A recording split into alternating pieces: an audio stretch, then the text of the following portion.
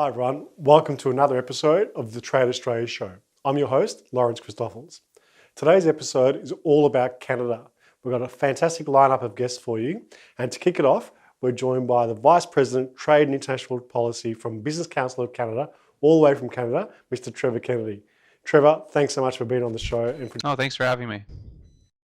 Trevor, to kick off, please tell us about Business Council of Canada and the role it plays in international trade development. Sure, yes. The Business Council of Canada, our organization, our council is made up of about 170 CEOs and chief executives, entrepreneurs of Canada's leading companies. And at least in trade policy, I mean, Canada is a trade-dependent economy. We trade a lot with the world, with the United States, with our partners in the Indo-Pacific. And many of our leading businesses really drive a lot of that trade. So for us, as an organization, trade is very important. International investment is very important. And in terms of Canadian trade policy, our relationship in Canadian trade policy is interesting. I think on one hand, as a kind of multi-association stakeholder or multi-sectoral stakeholder, we in some cases our role is to think in the long term, or to advocate or do research, to advocate for longer term or maybe objectives that we'd like to accomplish through our trade policy.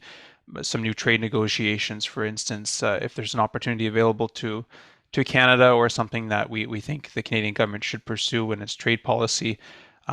Sometimes we'll take the lead in developing some ideas. We've done this before with Africa, for example. We had a paper a couple of years ago that called for the government to come up with a strategy to engage Africa more broadly. We're doing this more recently with India. We're hoping to support our ongoing negotiations, our engagement with the United States in terms of thinking about where does the relationship go. So sometimes we have a kind of a forward-thinking view of Canadian trade policy, and putting out ideas and building support for those ideas.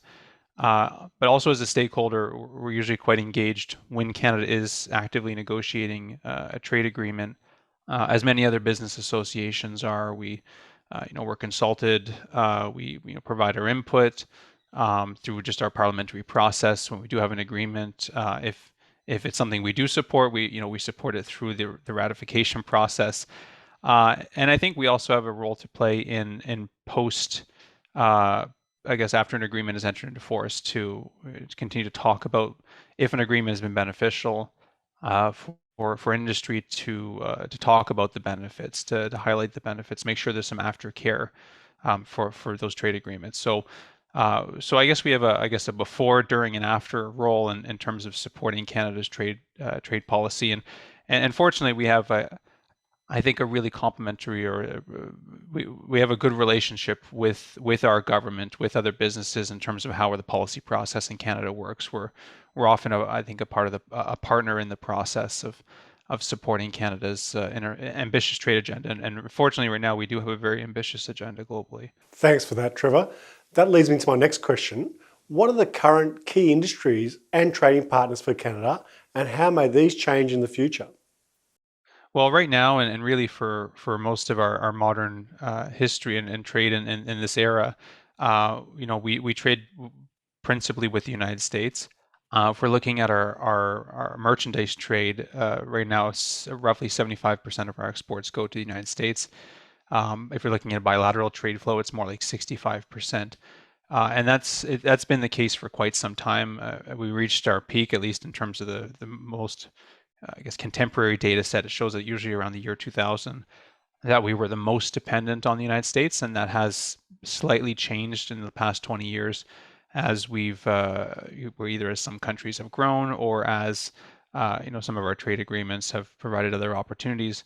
But despite being on paper a very trade-oriented economy, so much of that trade is actually linked to one major trade partner.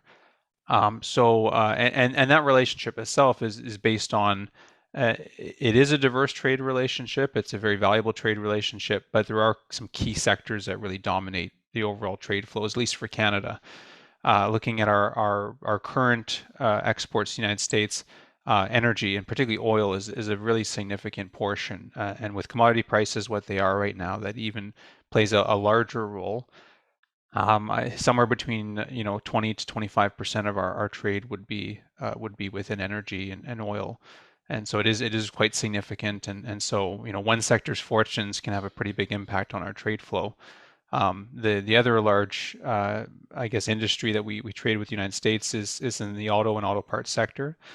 North America has really quite an integrated sector. For us, it goes back to the Auto Pact, but even through NAFTA and now with USMCA, we have really an integrated auto sector and a parts sector, and that's quite it's quite significant. It has a large chunk of the overall trade between our two countries, and really with Mexico as well. And then also you look across, there's significant trade in agricultural goods, in forestry products for Canada, other manufactured goods. So there are many things that we are trading, but there are some very key industries that really play a significant role in the overall trade value. And so how that may change in the future, I think there's a few things to think about. I mean, for one, as demand changes, at the moment there's robust demand for Canadian oil. But we know that, with future climate commitments and where things are going, can we over time grow other segments of our energy exports? I mean, there's a lot of interest in, far down the road in terms of hydrogen, for instance. Is that going to be a major commodity we export to the United States, or is that something we ship to the rest of the world? Natural gas has a strong future. Canada is a major producer, but so is the United States. But also we have a significant electricity trade with the United States, which is kind of maybe unique. I guess you have to often be connected by land to do such a thing, but we do trade a lot of electricity with the United States, and so that the future there could be very bright, because Canada has a lot of renewable and clean electricity. And anyway, so there's lots of changes that could occur as the economy changes. The auto sector is one that's evolved too. I mean, right now, Canada is currently attracting a lot of investment as the industry invests in battery electric vehicles and the supply chain. So the future does look quite good for North American auto trade. But you do wonder how it changes things, the number of components, how do they feature into the supply chain? Will that overall change our relationship with the United States? We'll see. But it is an interesting thing to think about. And then going beyond the United States, we have our government does have a diversification strategy. It's not about getting away from the United States, but it is about growing where the opportunities are, outside. I think we know that in North America, we're facing, kind of our economic growth projections are not as significant as, say, looking at the Indo-Pacific or some other markets. Sorry, just clear my throat. So if we look around to other parts of the world, there are significant growth opportunities that Canada can pursue, and we have some trade agreements that are in place. At the moment, one of Canada's challenges in terms of accessing global markets and tapping into some of the demand in the Indo-Pacific or into Europe is really infrastructure. Our infrastructure is really built for a north-south flow, and so that also, geography is a factor, but also what infrastructure that's currently available. We can trade quite extensively with the United States. We do have limitations on our east and west coast, but over time, with the right infrastructure investments, with the right trade policies, we could start to see some more significant trade flows. And we've seen some really great success stories coming out of the CPTPP, increasing our exports with Japan, for instance. I talked about India before. India is a real significant opportunity, I think, for Canada. And so, whether it's for agricultural products or frankly anything, it's a massive economy, and we have kind of a complementary relationship that could be significant. The rest, Southeast Asia is significant. And then our European partners right now are really looking toward Canada for a source of resiliency. And it's great that we have CETA and we have the Canada-UK Trade Continuity Agreement, eventually an FTA, a new FTA with the UK. But our partners in Europe are looking for more Canadian products to provide some resiliency. So, as those flows change, we could start to see some shifts in our global trade flows. But it does require some work on the Canadian side to make sure that we're in a position really to do that. So there could be some changes in the future. We'll never not have a significant trade relationship with the United States. That's always going to be the case, and it's a very beneficial relationship for Canada, I should note. But as demands change elsewhere, and as the growth prospects change elsewhere, we could potentially see some big flows in the way that we currently trade with the world. Thanks, Trevor. And obviously, this show is all about Trade Australia. So, therefore, could you please share your thoughts on bilateral trade and investment opportunities between Canada and Australia, please? Yeah, it's actually a really interesting relationship, and one that's been quite surprising. We've had the opportunity to work with Australia and our counterparts in Australia more closely in the past couple of years, and one of the real key lessons I think on the Canadian side is it's really quite incredible how much interest there is in Australia. Our countries are very far apart geographically. In many cases, where we trade in many of the same products. In some ways, we are competition, but certainly from an investment standpoint, there's a great deal of interest in investing in Australia. And there could be a lot of reasons for that. I think one is simply that Canadian businesses that are successful in Canada that have built up successful businesses here look at Australia as a promising place to further scale up or to build businesses that are similar to what they've built in Canada. And we've seen quite a few businesses in many different sectors look at Australia as one of their really significant growth opportunities. So it's really been quite surprising. A lot of folks do invest in the United States because it is close by, because there are similar dynamics. But Australia as well, we've seen a really significant investment flow. The bilateral trade relationship is also quite healthy. It's more, I think, what we would expect given the distance and the sectors. I mean, I looked at some numbers. But overall, we're looking at probably something $4.5 billion in bilateral merchandise trade between Canada and Australia, which is significant for us. That would be an important partner. Australia comes in the top 10 for services trade partners for Canada. But really, the big story is around investment and the confidence that Canadian businesses have in Australia and investing in a wide range of industries. And if I'm not mistaken, I believe there's been also an increasing interest from Australia in investing in Canada. So hopefully, we'll start to see more of a two-way flow. I think we both have certain strengths that we can leverage. On the Canadian side, once again, a great deal of confidence in, say, the regulatory environment in Australia, the growth prospects, but just in general, a welcoming place to invest, whether it's our pension funds or some of our businesses, and really a wide range of sectors.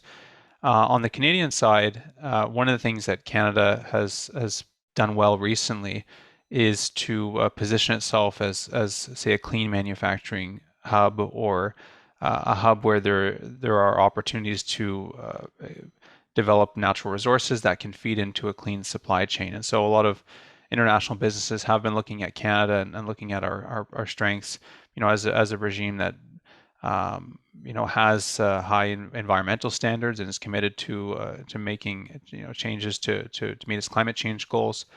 But also has the inputs needed that industry will need to make the transition. Really does appear to be a strength for certain sectors for Canada and manufacturing and elsewhere. So I think that's certainly something that could be attractive to Australian investors, and particularly if they're looking at investing in North America and may compare and contrast some of the climate change policies in, say, the United States, but still wanting access to the North American market.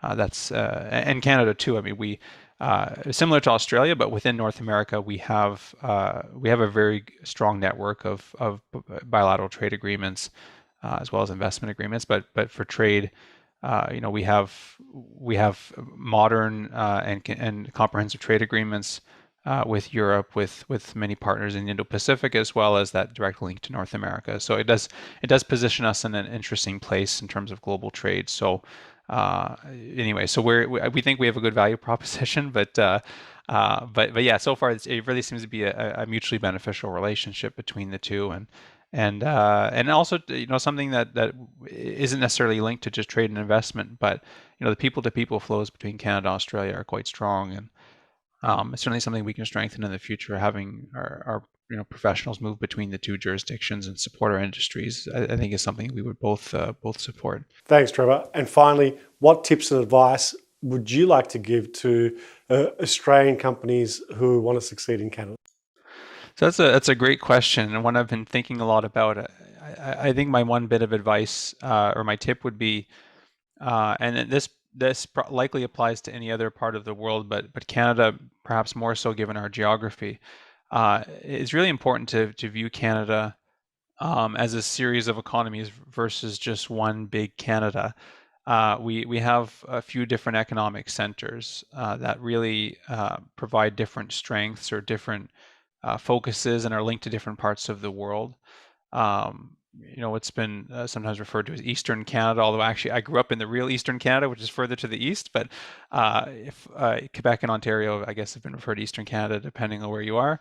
The economy here is very linked to the United States. So we do have a lot of services here. We have a lot of manufacturing here. There's also natural resources. Quebec has really positioned itself as a green kind of a green manufacturing hub. Ontario has really built up a strong auto sector around EVs and the battery supply chain, and just overall our direct links to the U.S. market. So there's that hub.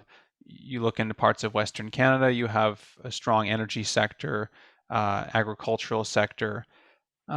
Going further west, major commercial centers like Vancouver, or really the whole of our west coast are very much plugged into the Indo-Pacific, and it's always important to also note that Canada is also an Indo-Pacific country. Sometimes it's easy to forget from here, or some of our partners may forget that, but we are linked to the Pacific. And then off our east coast, we have direct shipping links to Europe as well as the East Coast of the United States. So it's really it's worth looking at Canada with its individual parts and how our regional economies are shaped and what opportunities we present versus overall Canada. And I think quite similar to your federal system too, that the business climate can be quite different from province to province, where we may have very different tax policies or regulatory policies. But I will say, fortunately, as a message to your audience, Canadians, broadly speaking, and this goes for our governments, as far as I'm aware, all support trade. We all understand trade is very important to Canada. It's something I'm always very encouraged by when I see polls that Canadians, unlike in some of our major trade partners, all understand that trade is very important and critical to our livelihoods. So, yeah, you do have a welcoming trade environment here in Canada. Thanks so much, Trevor. It's actually been a wonderful pleasure and privilege to have you on the Trade Australia show with us. So thanks for imparting all your knowledge and expertise. I know so many viewers will get a whole bunch of benefit out of that, and we look forward to staying in touch with you for the future and keeping on track on Canada opportunities. Coming up after the break, we're going to cross to Ruja, who's in Sydney, and going to interview the Consul General of Canada in Sydney, Andre Francois Garreau. So stick around. That's going to be a fantastic interview that Ruja's done for us with the Consul General.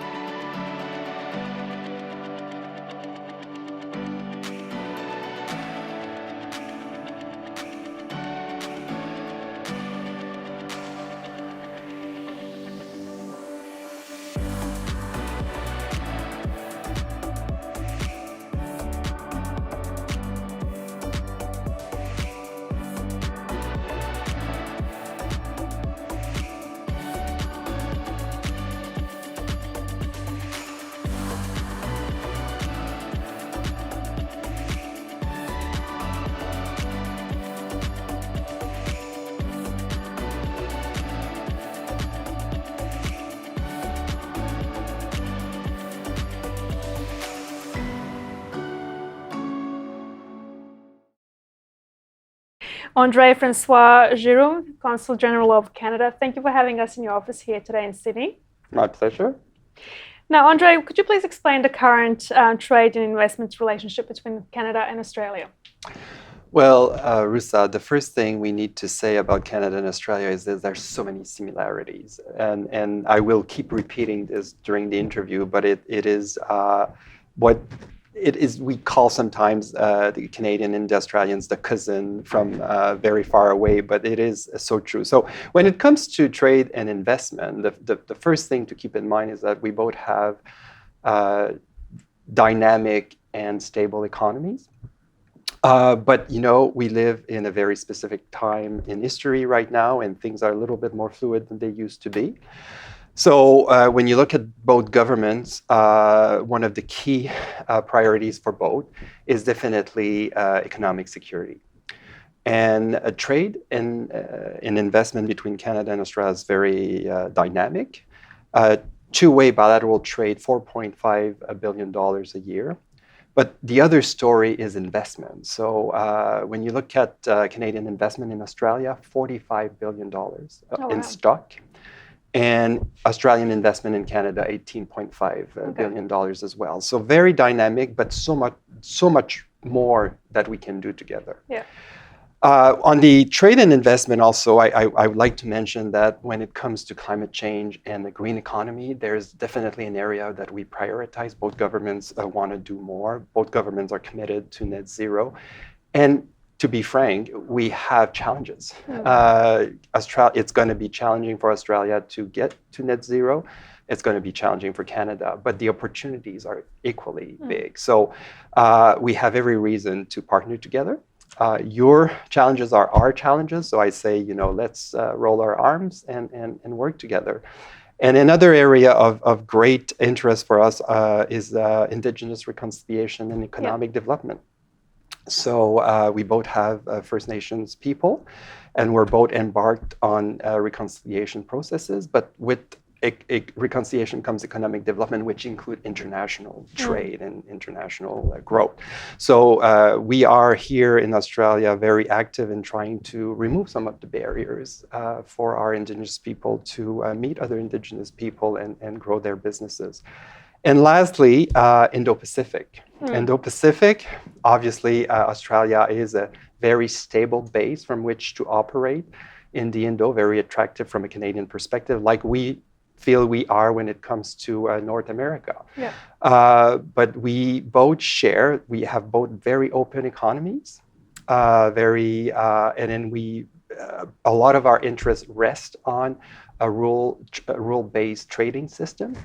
And both countries are working very closely together to make sure that this is the best strategy against economic nationalism and protectionism, which is everything against our interests as trading nations. So how has trade been impacted by COVID over the last 2 years for Canada and Australia for those relationships?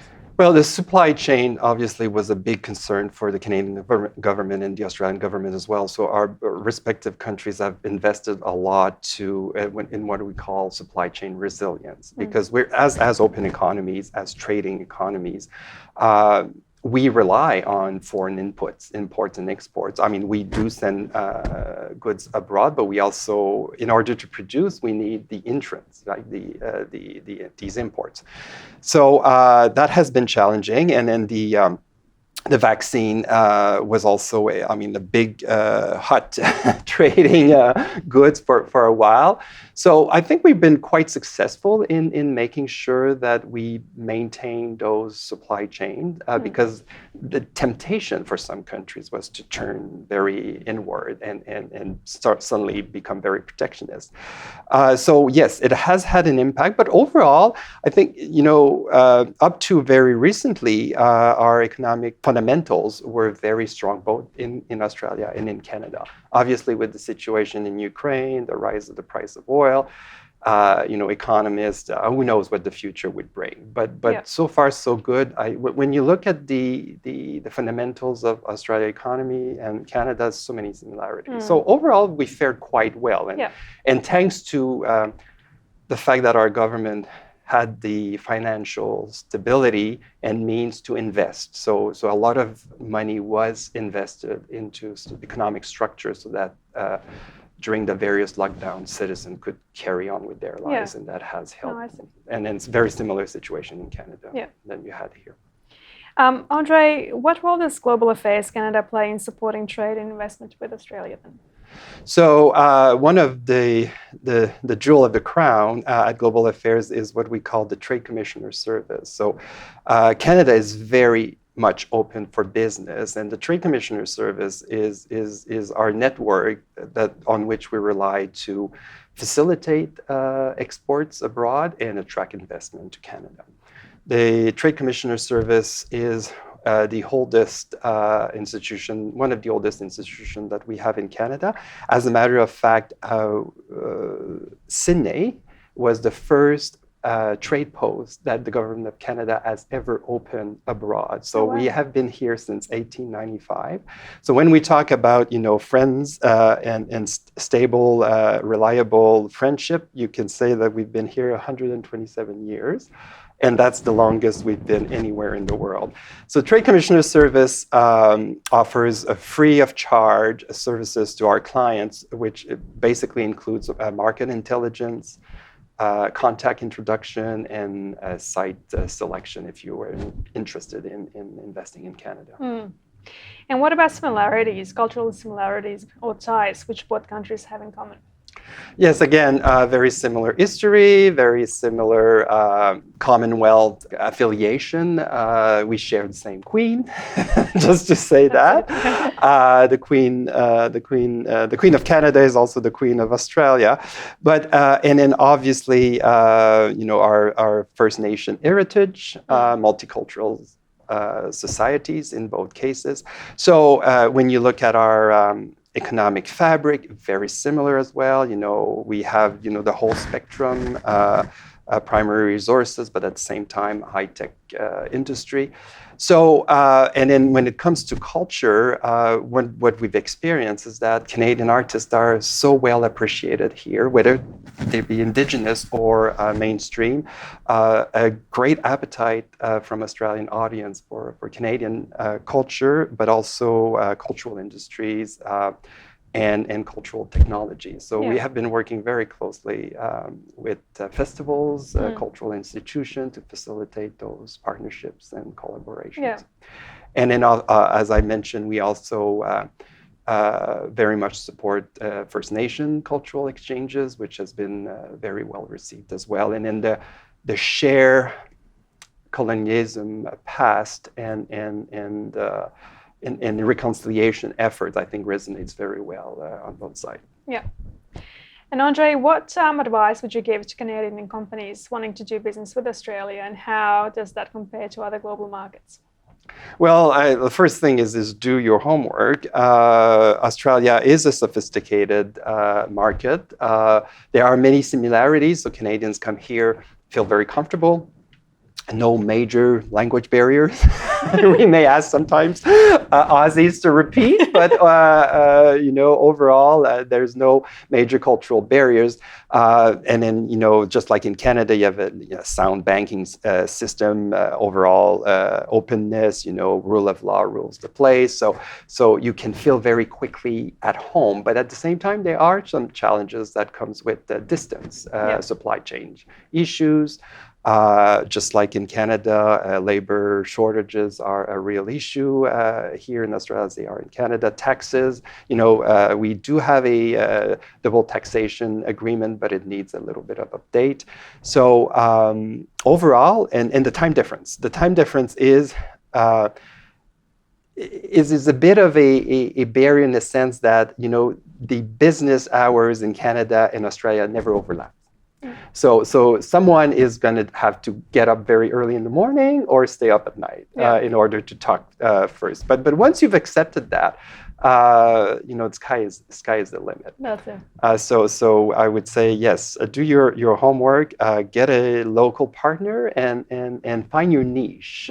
Because obviously, in some areas we are competitors. Yeah. So there's no point trying to come and sell Canadian beef here, for example. And with that being said, have we seen a lot more, especially after COVID, now approach the Australian market from Canada, wanting to expand their business here?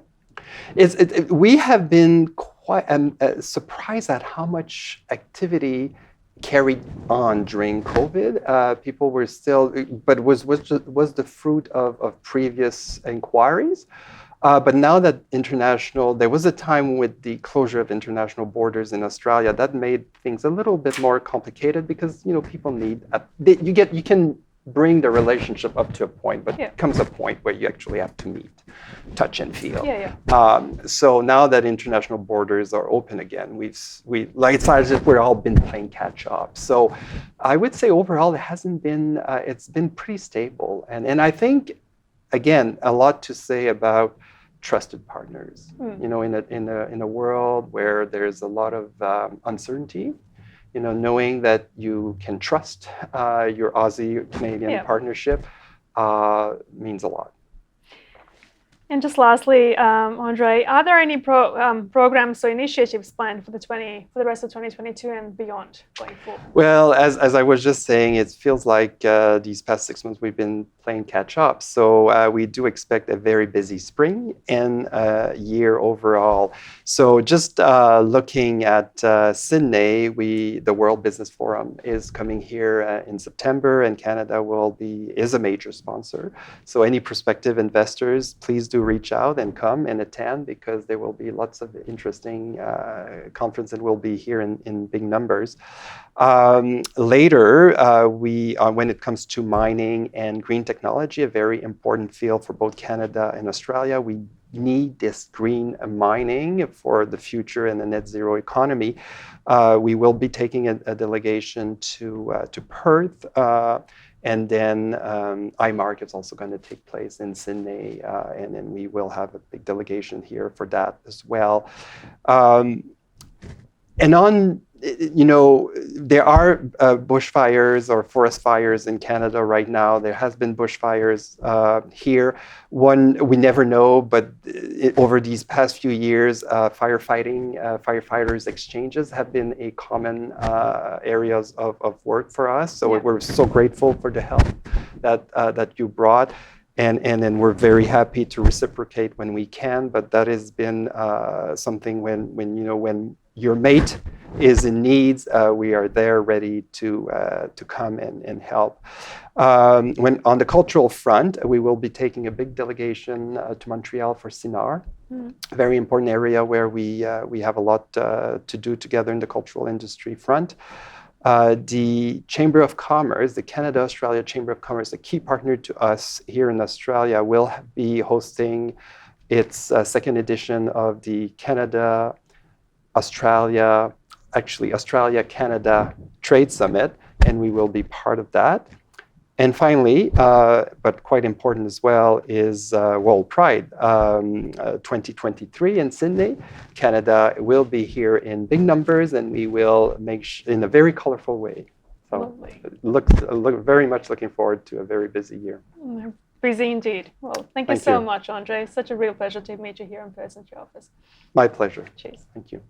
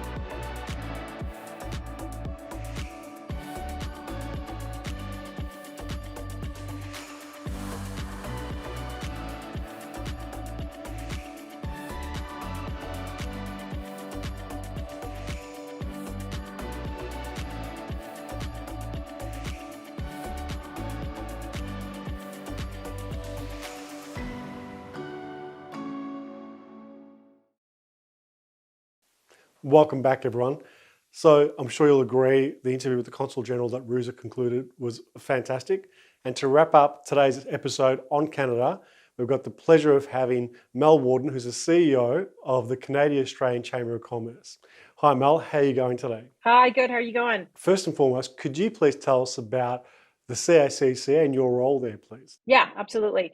I think first and foremost, I just want to acknowledge the traditional custodians of the land. I reside on Gadigal and Bidjigal country of the Eora Nation, and knowing that this is broadcast out to Canada as well, I just want to acknowledge the First Nations, Métis and Inuit peoples of Canada and acknowledge their territories, because I think we all have burden on country, and we want to acknowledge the custodians that have been taking care of country for a long period of time. I think that's important.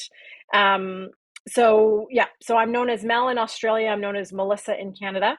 I'm the Chief Executive Officer of the Canadian-Australian Chamber of Commerce. We've been around for about 18 years, started in Sydney, and we're across both countries, I think, which is it's quite unusual for a bilateral trade organization to have operations and representation in both countries. I think what you'll find a lot is a Chamber of Commerce will be in one of the countries, and then when you go to the other one, it's a whole set of different people, different contacts, different organization, actually. So I think where we can offer a lot of value is there's consistency across Australia and Canada. Our board is across both countries, as is our volunteers. So the primary focus of the CACC is to promote trade and investment between Australia and Canada, quite simply. That's quite simply put, but it's quite a big undertaking, as we're one of the two largest countries in the world. But yeah, we're a trade organization. We work very closely with government, and we become that facilitator between industry and public sector. So quite simply put, we network the networks, which is important when you're doing business.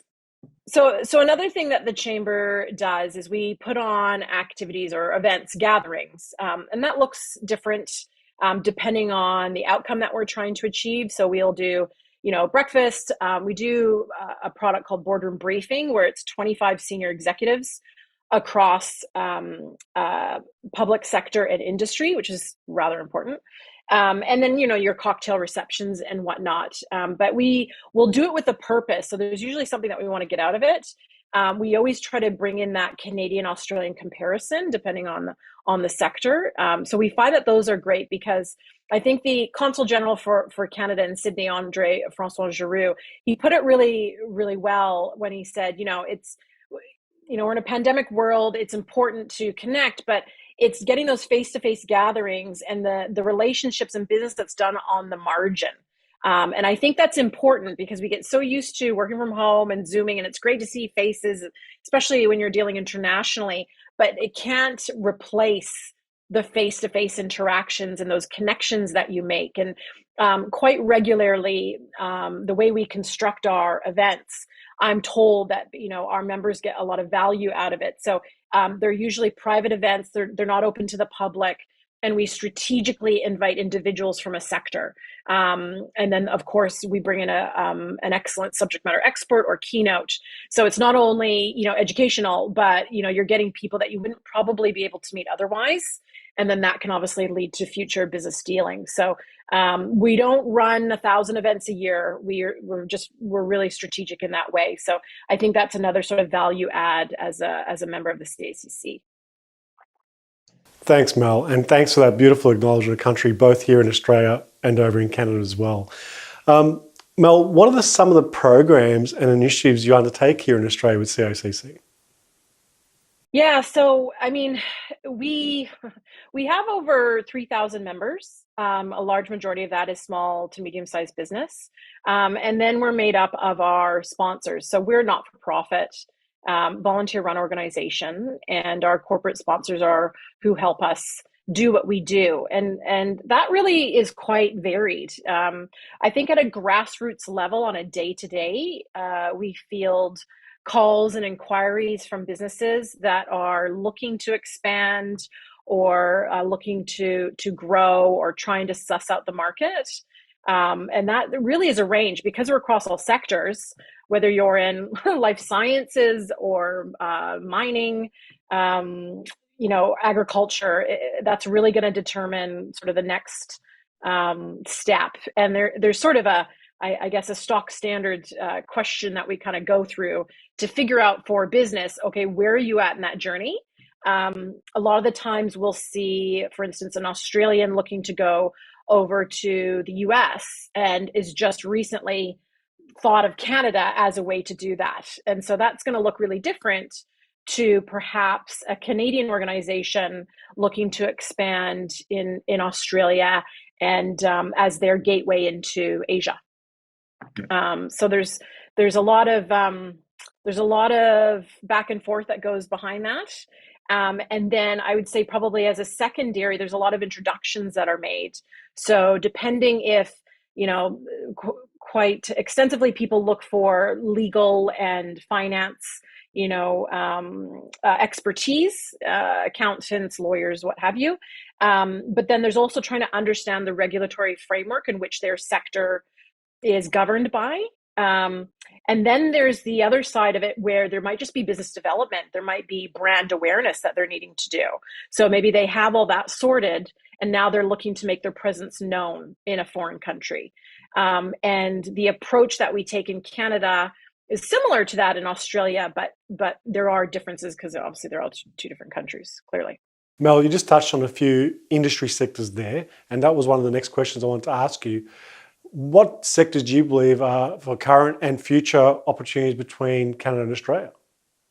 Yeah, so I think with the pandemic, it's been interesting. Firstly, I've seen queries between the two countries increase over 300%. So in our existence, we've never seen it so high. And so I think because of that, you see Canadians that are having to diversify their trade because they've been so reliant on the US.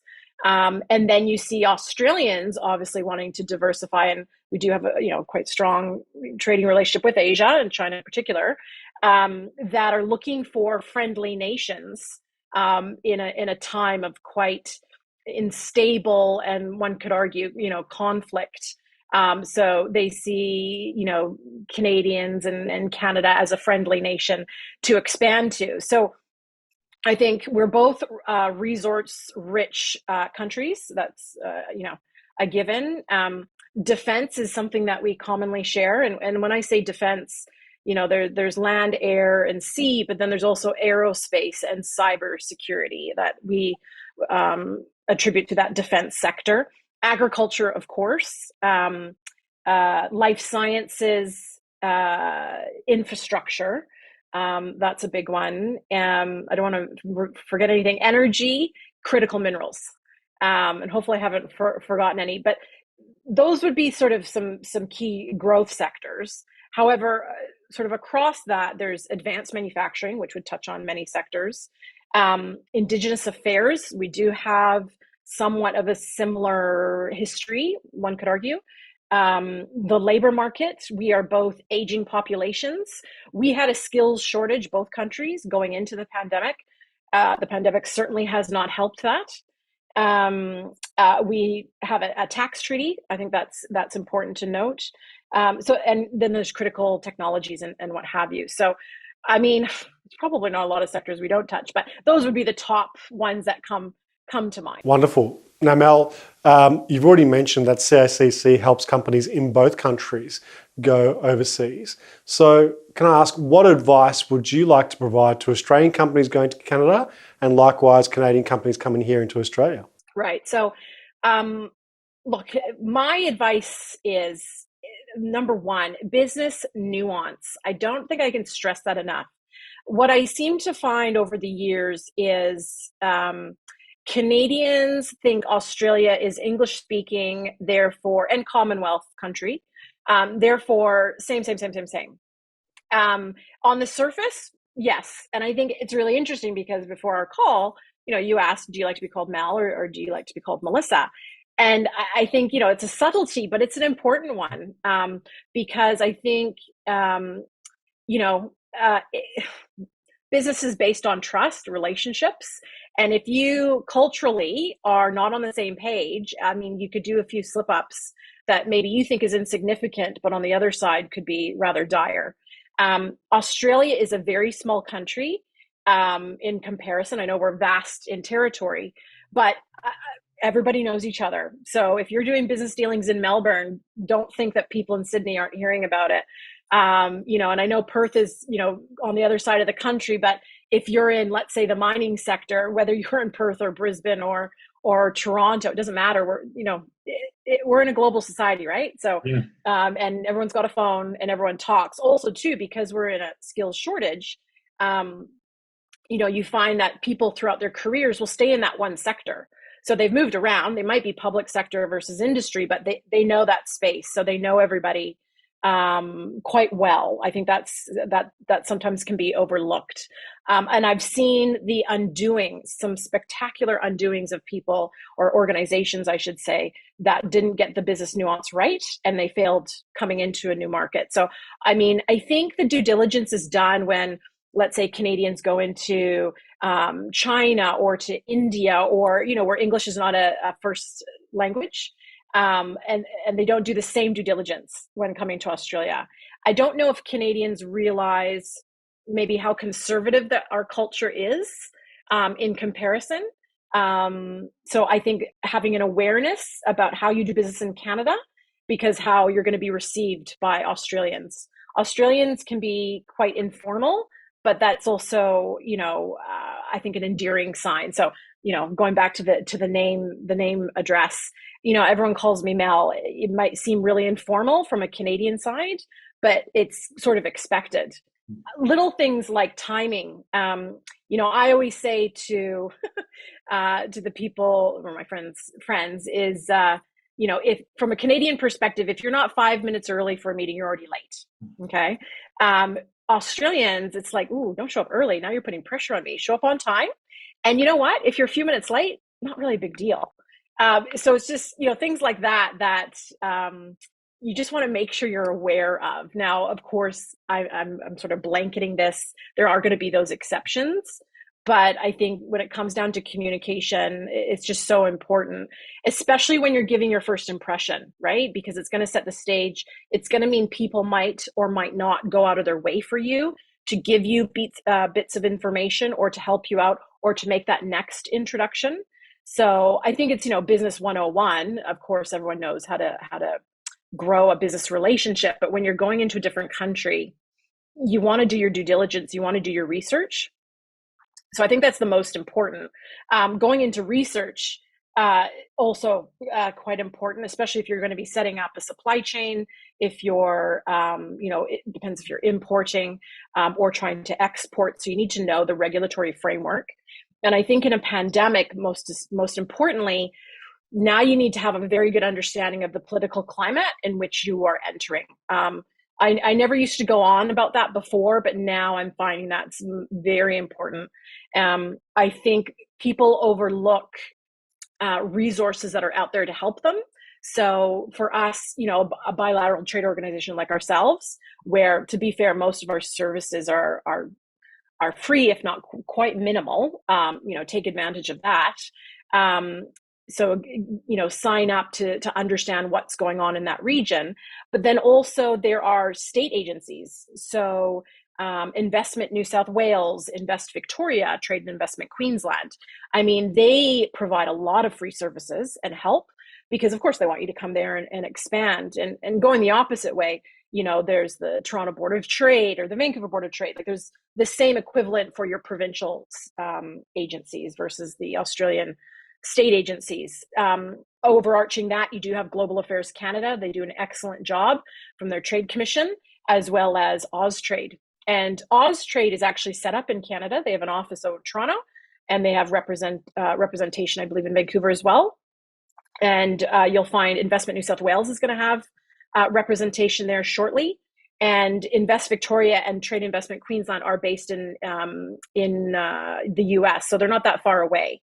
So you don't have to travel so far to start these conversations. Now in a virtual world, you've got Zoom or Teams that you can do it. So I think that's important. I hear a lot of gripes from Canadians going, "Oh, it's so far." It's interesting because you don't hear that gripe from Australians. They're like, "Oh, I can't wait to go to Canada. I'm so excited." Like Canada has obviously a very good reputation. So I think you've got to get over the fact that it's far and make the trek, because if you are trying to set up virtually, I don't think that's going to work. And you want to probably get in early and get a business account with Air Canada to get discounts on your travel. I mean, Air Canada does fly direct. You can take other airlines that are indirect, but again, in a pandemic world, do you really want to stop in several countries to get to your destination in case there's an outbreak or testing and all that sort of rigmarole that you encounter when traveling? So, we prefer Air Canada because there's a direct Vancouver to Sydney or Vancouver to Brisbane, and shortly I'm sure they'll recover and increase their Vancouver to Melbourne. So that's sort of what comes to mind of looking to expand. Thanks so much, Mel. I think, really focusing on those nuances, as you mentioned, is critical. So many bilateral chambers, sometimes we take for granted, if you're an English-speaking or Commonwealth country, that those nuances aren't as important, but you are right to point those out as a critical part of doing business. So, yeah, thank you. So that wraps up our episode on Canada. And as you've seen, there's some fantastic opportunities to be had. A huge thank you to our guest, Trevor over at Business Council of Canada. We've had the Consul General, Andre Francois Garreau, over in Sydney with Ruja, and finally, Mel Warden here at CACC in Sydney. So please reach out to all of those contacts. That can all help you immensely and really explore the opportunities that you've got with Canada. Thanks so much for our sponsors, Australian Trade Logistics Corporation and their national partners, for being great sponsors of the Trade Australia Show. We'll see you again next time. Take care. Cheers.